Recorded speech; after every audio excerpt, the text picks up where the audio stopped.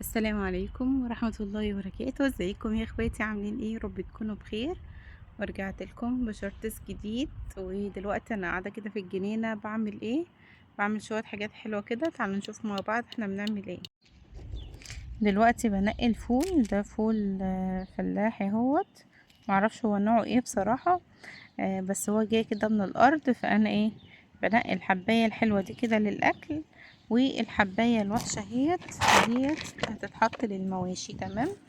بصوا، اهو بنقي الحباية الحلوة اهوت، الحباية السليمة، الحباية البيضة الجميلة دي. لكن الكسر ده والحباية اللي هي الصغيرة المضمورة دي والحباية الحمراء اللي بالشكل ده كده بنحطه هنا.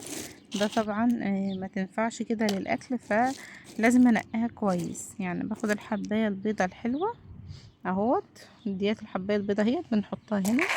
شايفين ده؟ ما شاء الله نقيت اهوت، اللهم بارك. لكن ده بقى ايه؟ الحبايه الوحشه، الكسر مثلا اللي زي كده، الحبايه الوحشه اللي عامله كده، شايفين؟ ده كده ما تنفعش اهو، فبرميها. لو لسه ما تابعتونيش على القناه، اعملوا لايك واشتراك وشيروا القناه لاصحابكم وحبايبكم عشان القناه تكبر بيكم يا احلى اخوات في الدنيا. بس انه بقى موريكم المنظر التحفه ده كده. شايفين العنب هناك اهوت، كل اشجار الفاكهه. طبعا انا قاعده فمش عارفه اصورلكم كل حاجه، فانتظرونا فيديوهات جايه كتير، وهنزلكم فيديو شورتس حلو، فيديو طويل. انتظروا النهارده ان شاء الله انزله لكم. اشوفكم على خير يا احلى اخوات. متنسوش اللايك والاشتراك يا احلى اخوات في الدنيا. باي.